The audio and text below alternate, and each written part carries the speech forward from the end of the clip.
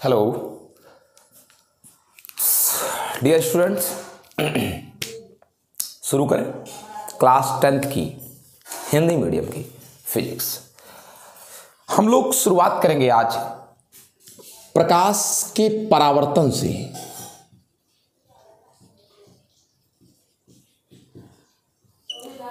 Reflection of light से।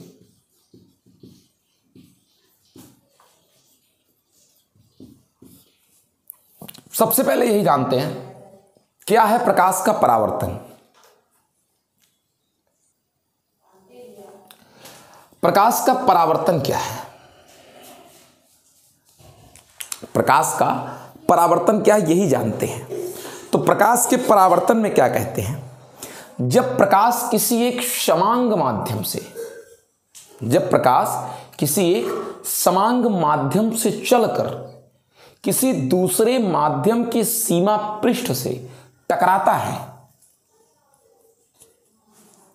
जब प्रकाश किसी एक समांग माध्यम से चलकर किसी दूसरे माध्यम की तल से टकराता है और टकराकर प्रकाश का कुछ अथवा संपूर्ण भाग वापस उसी माध्यम में लौट जाता है, तो इस घटना को प्रकाश का परावर्तन कहते हैं। जब प्रकाश किसी एक समांग माध्यम में चलकर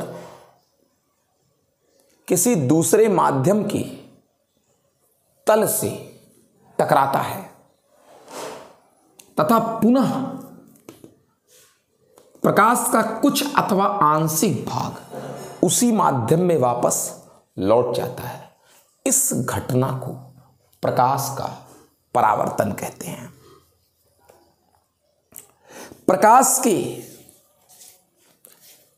परावर्तन की क्रिया में जिस तल से अथवा सतह से प्रकाश का परावर्तन होता है, उस तल को परावर्तक तल कहते हैं, रिफ्लेक्टिंग सरफेस बोलते हैं। Reflecting surface.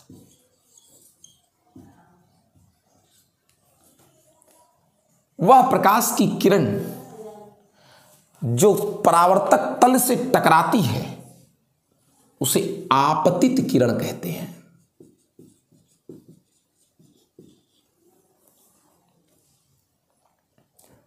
टकराकर जो वापस लौट जाती है उस किरण को परावर्तित किरण कहते हैं। जिस बिंदु पर प्रकाश की किरण परावर्तक तल पर टकराती है उस बिंदु को आपतन बिंदु, पॉइंट ऑफ इंसिडेंस कहते हैं। आपतन बिंदु पर परावर्तक तल की लंबवत खींची गई रेखा को अभिलंब कहते हैं। नॉर्मल।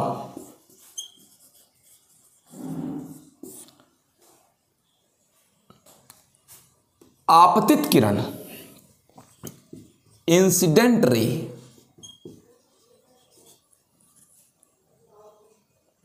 एवं अभिलंब नॉर्मल के बीच बने कोण को आपतन कोण, एंगल ऑफ इंसिडेंस,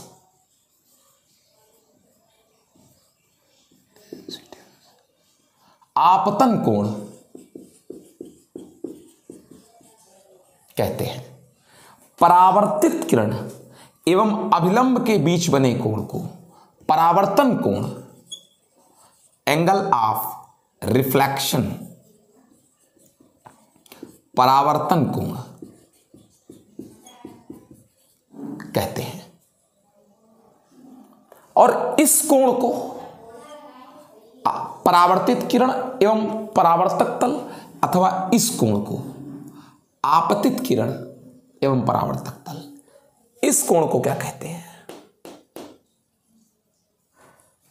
इसे रिफ्लेक्स एंगल बोलते हैं। रिफ्लेक्स एंगल ऑफ परावर्तन, reflex angle of reflection, and this is ये रिफ्लेक्स एंगल ऑफ इंसिडेंस, ये रिफ्लेक्स एंगल ऑफ, हिंदी में मुझे इसका नाम नहीं पता, इंसिडेंस। ये परावर्तन की क्रिया में जितने शब्द प्रयोग होते हैं ये वे थे।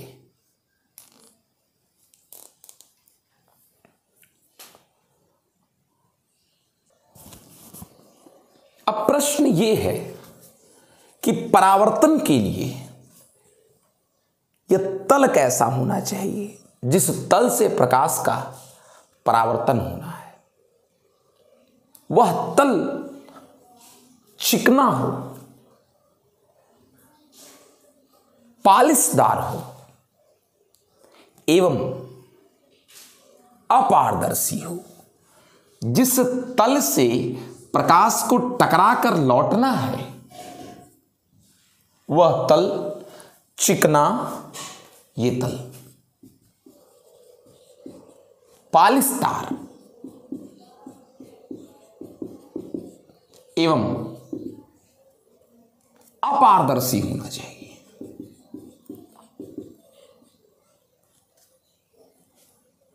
आपतित किरण को सदैव तीर लगाकर परावर्तक तल की ओर जाते हुए दिखाना चाहिए।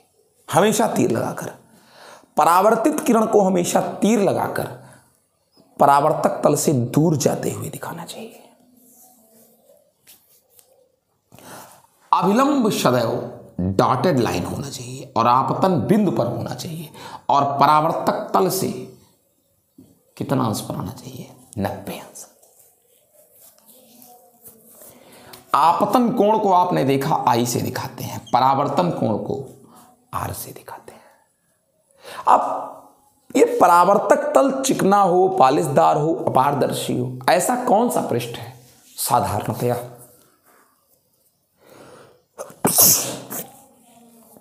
दर्पण ही ऐसा पृष्ठ है। दर्पण। आइए अब चर्चा को आगे बढ़ाते हैं, समझते हैं कुछ दर्पण क्या है। ठीक है, आइए देखते हैं।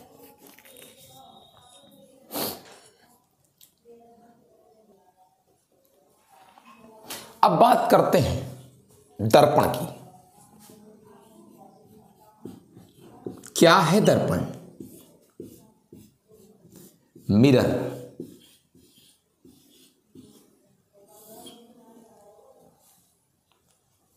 क्या है दर्पण? दर्पण किसे कहते हैं? दर्पण चिकना, पालिशदार, चिकना, पालिशदार एवं कांच का बना हुआ परावर्तक पृष्ठ है। या फिर ऐसे कह सकते हैं, कांच के चिकने, चमकदार एवं परावर्तक पृष्ठ को दर्पण कहते हैं।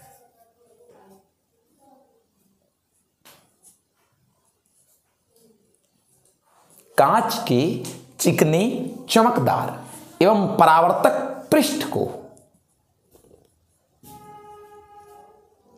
दर्पण कहते हैं। आमतौर पर घरों में जो दर्पण हम इस्तेमाल करते हैं वो दर्पण कांच का ही एक पृष्ठ होता है जिसके एक सतह पर चांदी की पतली परत लगा दी जाती है। यह कांच का पृष्ठ है, इसकी एक सतह पर चांदी का पतला परत लगा दिया गया है और इस चांदी के परत को प्रोटेक्ट करने के लिए इसके ऊपर लेड ऑक्साइड का पेंट कर देते हैं, Pb3O4 का। फिर ये दूसरी तरफ वाला जो ये पृष्ठ है ये परावर्तक हो जाता है, चमकदार हो जाता है और चिकना तो था ही। तो इसी प्रकार कांच के चिकने चमकदार एवं परावर्तक पृष्ठ को ही हम दर्पण कहते हैं। घरों में इसी दर्पण का इस्तेमाल करते हैं।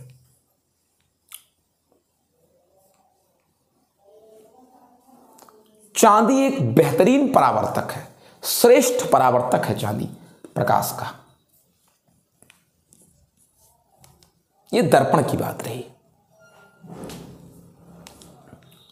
अब दर्पण होते कितने प्रकार के हैं? 2 प्रकार के। दर्पण 2 प्रकार के होते हैं।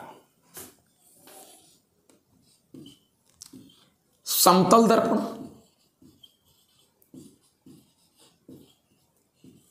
प्लेन मिरर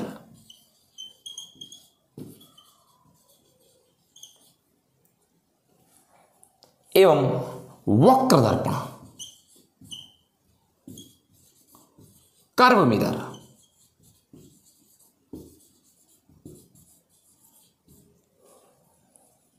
कर्व्ड मिरर 2 प्रकार के दर्पण हैं।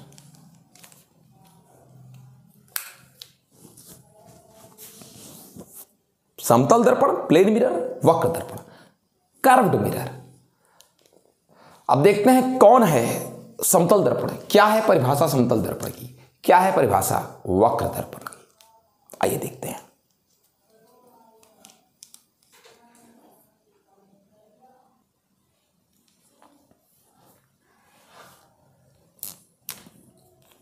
अब समतल दर्पण क्या है?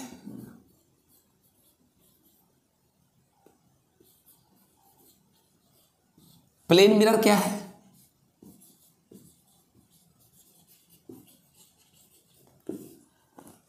कांच के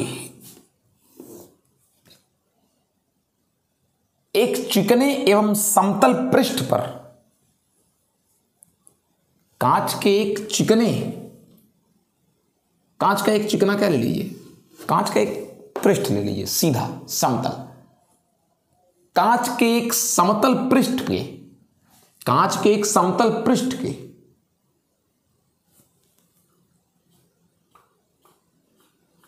एक पृष्ठ पर चांदी अथवा पारे की कलाई करके, चांदी अथवा पारे की कलाई करके इस पर लाल ऑक्साइड का पेंट लगा देते हैं। लाल oxide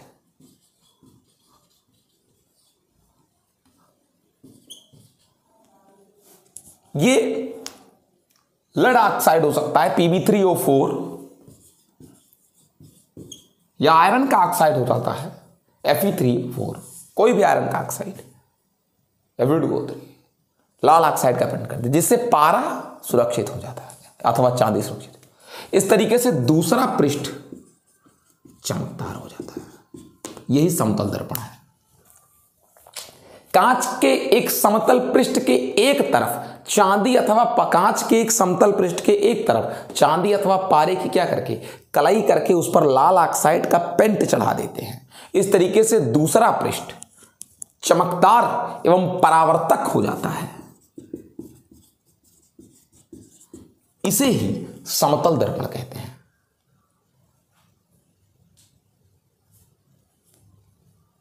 A highly polished plane surface is called plane mirror। ये हो गया। अब कर्व्ड सरफेस क्या है? कर्व्ड सरफेस क्या है?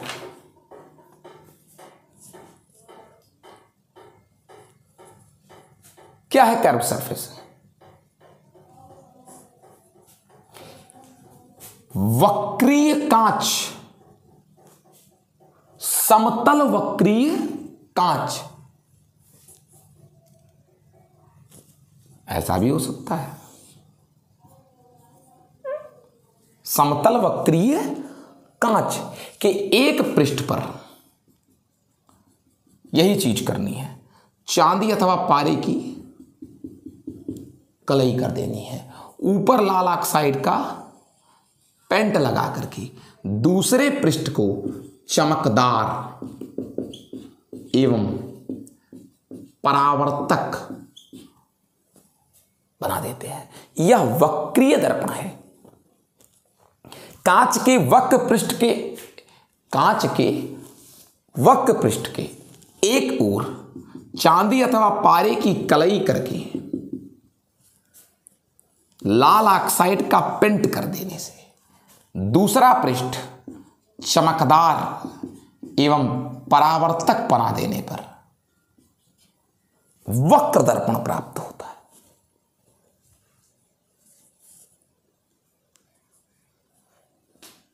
यह वक्र दर्पण है। ऐसा भी हो सकता है, ऐसा भी हो सकता है। वक्र दर्पण सामान्यतः दो प्रकार के होते हैं। वक्र दर्पण, ये दोनों वक्र दर्पण, कर्व मिरर। वक्र दर्पण दो प्रकार के होते हैं, परवलयाकार दर्पण, गोलीय दर्पण। परवलयाकार दर्पण, गोलीय दर्पण। बताता हूं आपको क्या है परवलयाकार, क्या है गोलीय दर्पण।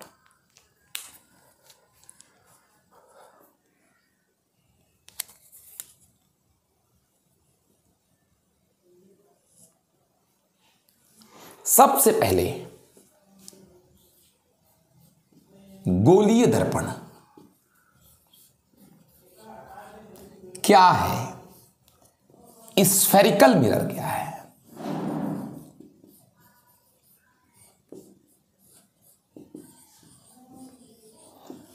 क्या है गोलीय दर्पण, स्फेरिकल मिरर।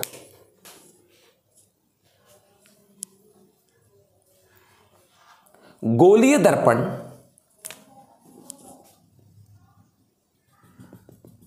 कांच के खोखले गोले, कांच के खोखले गोले का कटा हुआ एक भाग है। ये कांच का खोखला गोला है, इसका कटा हुआ एक भाग है। इधर वाला भी हो सकता है,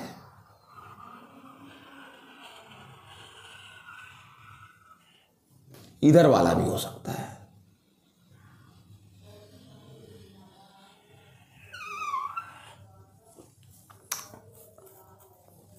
जिसके एक पृष्ठ पर चांदी अथवा पारे की कलई करके दूसरे पृष्ठ को परावर्तक बना देते हैं। एक पृष्ठ पर चांदी अथवा पारे की कलई करके दूसरे पृष्ठ को परावर्तक कर देते हैं। इस पर चांदी अथवा पारे की कलई करके लाल ऑक्साइड का पेंट लगा दिए, चांदी अथवा पारे की कलई करके लाल ऑक्साइड का पेंट लगा दिए। इस तरीके दूसरा पृष्ठ परावर्तक बन जाता है, चमकदार हो जाता है दूसरा पृष्ठ। और किसी खोखले गोले का काटा गया भाग है ये दोनों, ये भी। अगर खोखले गोले का काटा गया भाग है ये, तो यही गोलीय दर्पण हो गए। अगर खोखले गोले के काटे हुए भाग है तो ये गोलीय दर्पण हो गए। जब कलई बाहर की तरफ की जाती है उभरे हुए भाग पर, तो दबा हुआ सतह जो है ये वाला, ये परावर्तक हो जाता है। इसे अवतल दर्पण, कॉनकेव मिरर,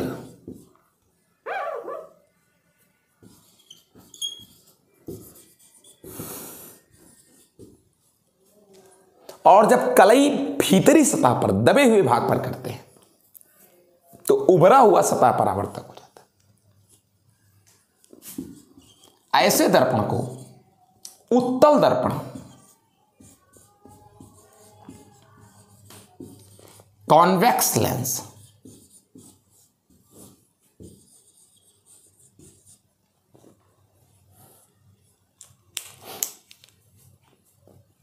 इस तरीके से गोलीय दर्पण दो प्रकार की हुई, अवतल दर्पण, उत्तल दर्पण।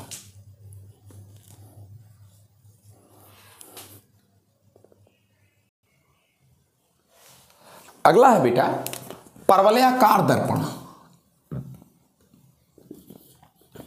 परवलयाकार दर्पण, पैराबोलिक मिरर।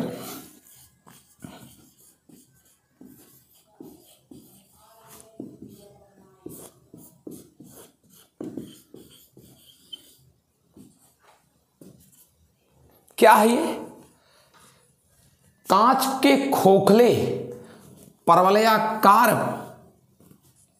पृष्ठ का काटा गया वह भाग जिसके एक सतह पर पारे अथवा चांदी की कलई करके लाल ऑक्साइड का पेंट करने से दूसरा पृष्ठ चमकदार एवं परावर्तक बना दिया जाता है।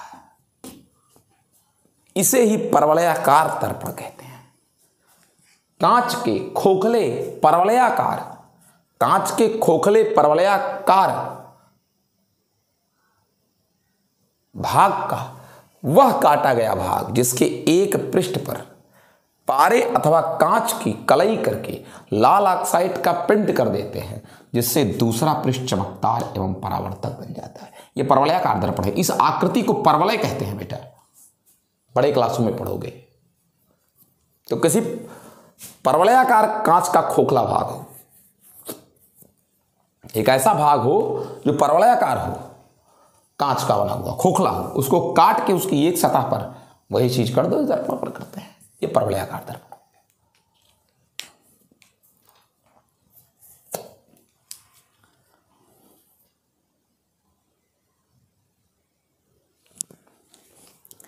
आगे है बेटा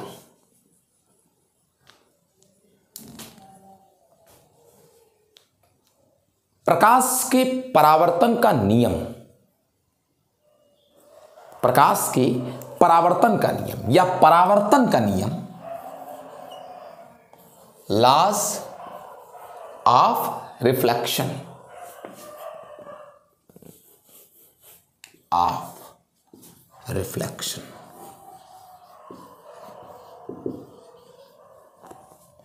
परावर्तन का नियम।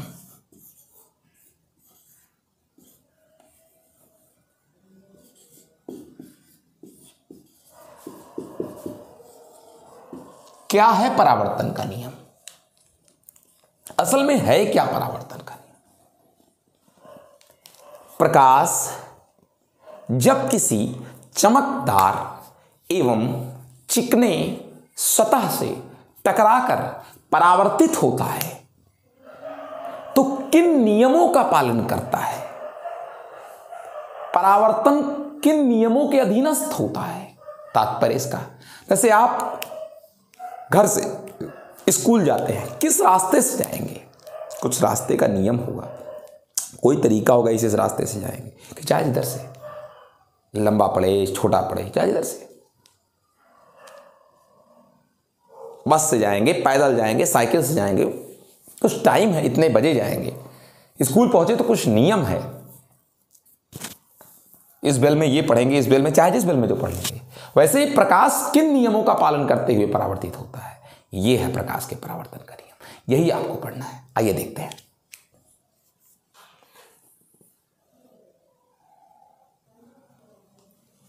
बेटा प्रकाश के परावर्तन के दो नियम हैं। प्रकाश के परावर्तन के दो नियम हैं, दिमाग से केयरफुली समझिएगा। प्रथम नियम प्रकाश के परावर्तन का, प्रथम नियम, फर्स्ट लॉ। अगर ये समतल दर्पण है,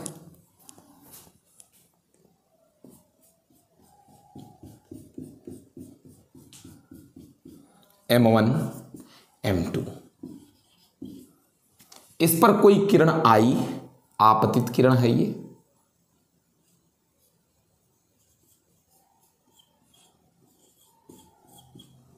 जिस बिंदु पर आई आपतन बिंदु है,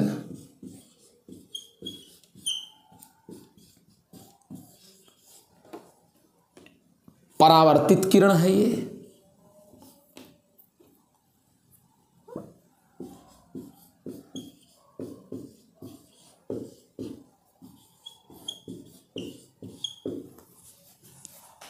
आपतन बिंदु पर, आपतन तल के, चाहे परावर्तन तल के लंबवत अभिलंब है ये।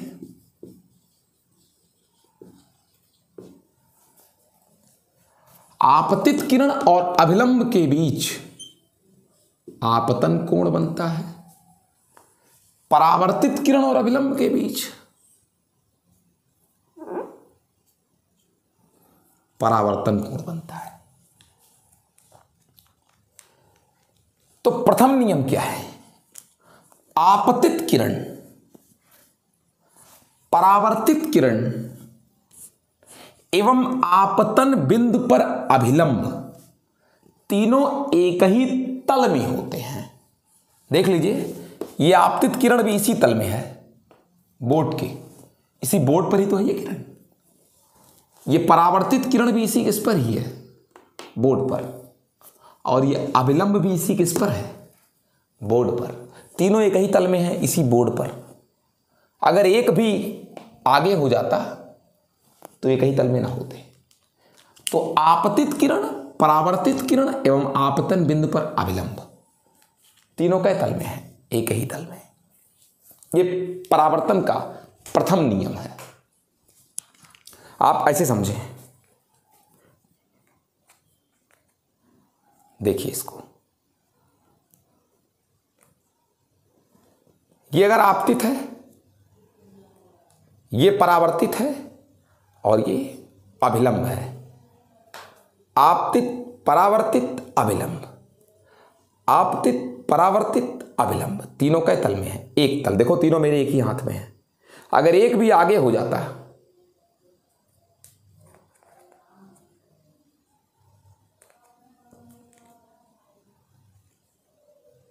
ऐसे, ये दोनों देखो एक तल में है और ये दोनों एक तल में है, दो तल हो गए ना। अब तीनों एक तल में नहीं, एक इस तल में है, एक इस तल में है। ये देखो ये दोनों इस तल में है। क्या तीनों एक तल में है? ऐसा नहीं हो सकता। तीनों एक तल में, हाथ रखो तीनों हाथ पे आ जाए। ये है बेटा। दूसरा, परावर्तन का द्वितीय नियम,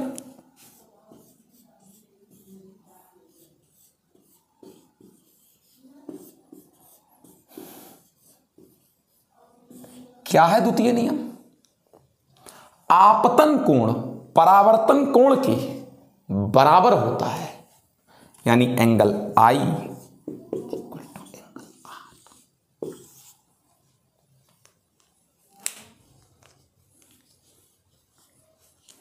इन दोनों नियमों का पालन परावर्तन के समय प्रत्येक क्षण होता है।